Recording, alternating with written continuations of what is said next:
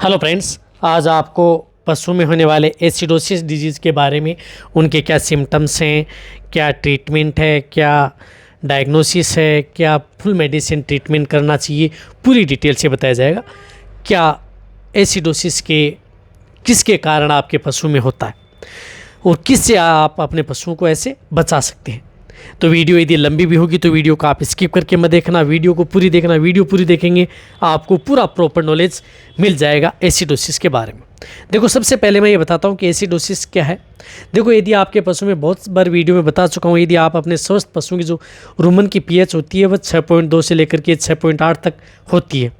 यदि रुमन की पीएच जो इनसे यदि कम हो जाती है तो ये देख लेना चाहिए कि आपके पशु में एसिडोसिस हो गया है, जिससे हम कई बार फूड पॉइजनिंग भी बोलते हैं, यानी हो गया है।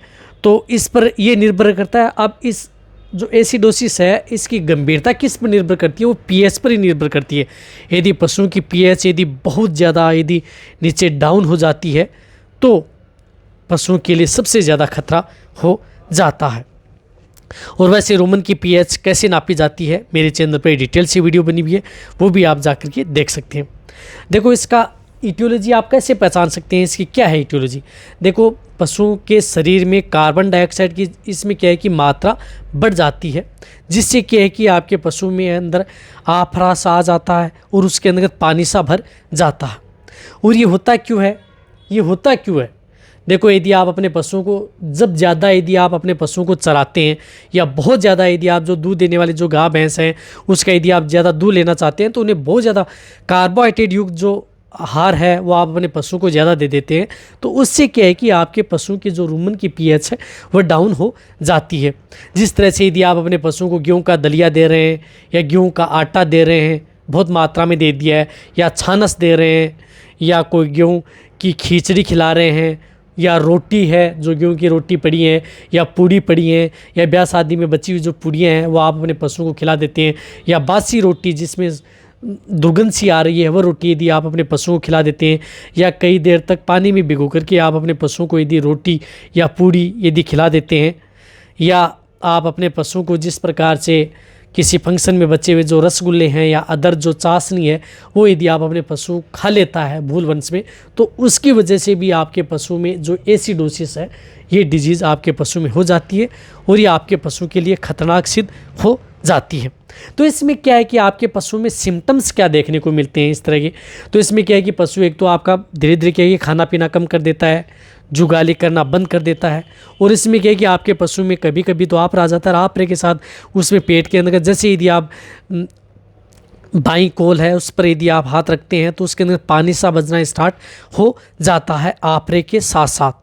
और कई बार क्या है पशुओं की इसमें डायरिया भी हो जाता है। डायरिया तो ठीक है पशुओं के लिए, ज़्यादा यदि आपका पशु डायरिया करेगा तो उसमें ठीक होने के ज़्यादा चांस होंगे, लेकिन इसमें डायरिया भी आपके पशु में स्टार्ट हो जाता है। तो इस तरह के सिम्टम्स हैं आपके पशुओं में जो दिखाई देने लग जाते हैं। कई बार यदि आपके पशु में बहुत ही ज़्यादा पीएच डाउन हो जाती है तो मुँह से लार आने लग जाती है, जैसे छोटे भेड़ बकरियों के अंदर मुँह से झाग आने लग जाते हैं, तो वो खतरनाक आपके पशु के लिए होता है। बड़े पशु में भी इस प्रकार की दिक्कत होने लग जाती है। जैसे यदि आप बाई कॉल के अंदर यदि जैसे ही नीडल मारते हैं तो उसके अंदर से पानी भी आना स्टार्ट हो जाता है, तो इस तरह की दिक्कत हो जाती है। तो इसका डायग्नोसिस क्या है, जिस तरह से मैंने आपको बताई है इस तरह के यदि आपके पशु में सिम्टम्स यदि आपके पशु में मिले या हिस्ट्री मिले, या आपके पशु में रुमन की जो पीएच है वह डाउन हो जाए, तो ये देख लेना चाहिए कि आपके पशु में एसिडोसिस हो गया है। अब इसका क्या ट्रीटमेंट करना चाहिए यदि आपके पशु में इस प्रकार की दिक्कत हो जाती है, तो शुरुआती में आप क्या ट्रीटमेंट कर सकते हैं पशुपालक और वेटरनरी डॉक्टर से आप क्या ट्रीटमेंट करवा सकते हैं, वह मैं आपको मेरी टेबल पर लिख करके चलता हूँ। देखो, जो आपको ये ट्रीटमेंट आपको दिख रहा है, देखो मैं पीएच की बता रहा था। यदि जो भी वेटरनेरियन है वो सबसे पहले क्या है कि जो रुमन की पीएच है वो रुमन की पीएच लें। जो रुमन की पीएच इस तरह से आती है जिसके अंदर आपको लिखा हुआ है पीएच 1 2 4 6 7, यानी 7 से जो नीचे पीएच आती है, तो ये देख लेना चाहिए कि आपके पशु में एसिडोसिस हो गया। तो कैसे नापी जाती है वो वीडियो जाकर के आप देख लें। ये यदि आपके पशु में आपको लग रहा है कि आपके पशु में एसिडोसिस हो गया है, इस तरह की चीज़ें खाली है, तो सबसे पहले आपको अपने पशुओं को मीठा सोडा यानी सोडियम बाइकार्बोनेट जो आपको दिख रहा है, ये सोडियम बाइकार्बोनेट अपने पास जरूर करने चाहिए जितने भी पशुपालक हैं। तो ये सोडियम बाइकार्बोनेट जो पाउडर है, ये पाउडर को क्या करना है, जिस तरह से आपको 100 से 200 ग्राम आपको ये सोडियम बाइकार्बोनेट लेना है, ये पाउडर, और उसको 1 से 2 लीटर पानी में घोल करके आप अपने पशुओं को ओरली दे सकते हैं। यदि बहुत ही ज़्यादा यदि दिक्कत आपके पशु में, तो आपको कोल से यानी सिरिंज के द्वारा ही आप पानी में अच्छी तरह से घोल करके और उसे डायरेक्ट उसके रुमन के अंतर्गत डाला जाता है।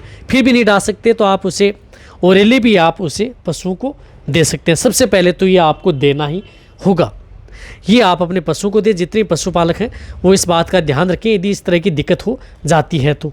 और साथ साथ आप उन पशुओं को जो ये रूमन एपेस पाउडर आता है वह पाउडर भी आप अपने पशुओं को दे सकते हैं। ये भी क्या करता है कि आपके पशुओं की जो रूमन की पीएच है उसको मेंटेन करता है। 100 ग्राम ये आप अपने पशुओं को दें, ये तो आपको देना ही देना है। यदि स्थिति नॉर्मल है तो ठीक हो जाएगी। बट एक और बताना चाहता हूँ कि यदि आपने देख लिया है कि आपके पशु ने इस तरह के जो गेहूं की रोटी, चपाती, छाछ कुछ खा लिया है, तो उसके बाद में आप उस पशु को 12 घंटे तक आप उसे पानी बिल्कुल भी न दें। पानी यदि आप उस पशु को देंगे तो उतना ही ज़्यादा खतरा है, तो पानी उसका बिल्कुल बंद कर देना चाहिए, पानी बिल्कुल नहीं देना चाहिए।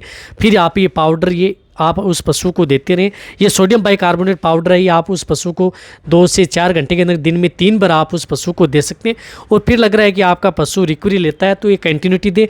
यदि ज़्यादा दिक्कत हो गई है तो आपके पास यदि नज़दीक पशु चिकित्सक है तो उनसे बुला करके आप अपने पशु का जो ये ट्रीटमेंट है ये करवाएं। तो सबसे पहले आपको जो ये सोडियम बाइकार्बोनेट जो एम्प्यूल आते हैं, जो 25 ml का एम्प्यूल है, जो बड़े पशु हैं तो उसके अंतर्गत 100 ml 25-25 ml के जो ये 4 एम्प्यूल आपको लेने। ये 100 ml आपको फ्लूइड थेरेपी के तौर पर, जिस प्रकार से ये RL है, इसके अंदर ये 100 ml एम्प्यूल आप उसके अंतर्गत RL IV इंट्रावीनस उस पशु को लगाने हैं यदि उस पशु को बचाना है तो उसके अंतर्गत ये इंजेक्शन लगाने। साथ साथ उसके अंतर्गत आपको इंजेक्शन एंटीहिस्टामिन इंजेक्शन, जिस प्रकार से क्लोरफेनिरमाइन मेलेट है, जिस प्रकार से कैडिस्टिन है, जिसके अंतर्गत साल्टू, ये इंजेक्शन उस पशु को देना बहुत ज़्यादा ज़रूरी है।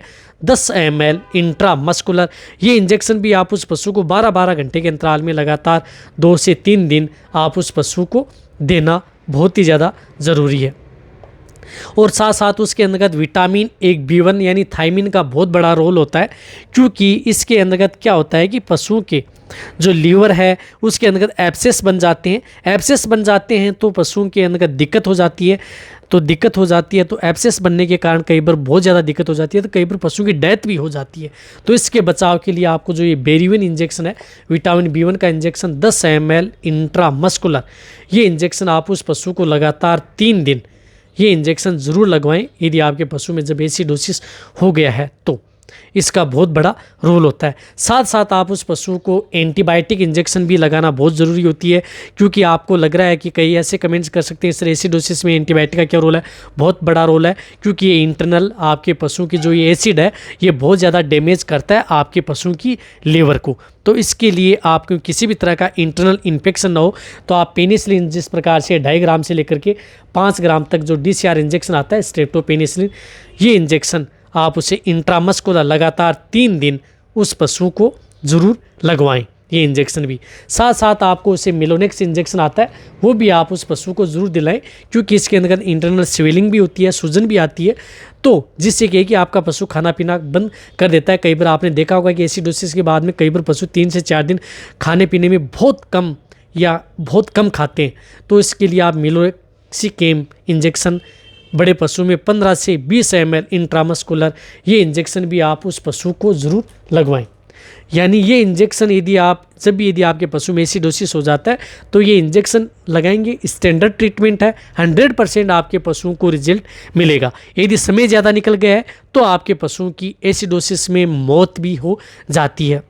और बहुत ज़्यादा यदि फ्लूइड इकट्ठा हो जाता है तो उसे पाइप के द्वारा उसे बाहर भी निकाला जाता है। कहने का मतलब है कि यदि जो पशुपालक हैं वो इस पाउडर को ज़रूर, आप रूमन एपेस पाउडर है, इसको सोडियम बाइकार्बोनेट पाउडर, ये आप तो उसे देते ही रहें लगातार 3 से 4 दिन। सोडियम बाइकार्बोनेट की जरूर डोज दूसरे दिन कम कर देनी चाहिए 50 ग्राम के लगभग। यदि आपका पशु रिकवरी ले लेता है तो 2-3 दिन। और जो ये इंजेक्शन है, यदि दिक्कत है तो ये इंजेक्शन आप उसको ज़रूर अपने जो वेटरनरी है उनसे ज़रूर लगवा लें। इससे क्या कि आपका पशु रिकवरी हो जाएगा। 12 घंटे तक आप उसे पानी बिल्कुल भी न दें, इस बात का भी आपको ज़रूर ध्यान रखना है। यदि आपको मेरी वीडियो एसिडोसिस पर अच्छी लगी है तो नीचे जाके आप कमेंट में लिखिए। मेरी वीडियो को आप अपने दोस्तों के साथ, पशुपालकों के साथ और मेरे जितने वेटरनरी स्टूडेंट हैं उनके साथ आप इस वीडियो को जितना हो सकता है आप शेयर करें। मेरी वीडियो को आप लाइक करें। आपके एक लाइक से मेरे को मोटिवेशन मिलता है और मैं आपके लिए अच्छी से अच्छी नॉलेजेबल वीडियो आपके लिए हर समय ऐसे लाता रहूँगा। इसी तरह से आप मेरी वीडियो देखते रहें। यदि आपने अभी भी चैनल को सब्सक्राइब नहीं किया तो सब्सक्राइब कर लें। थैंक्स, धन्यवाद।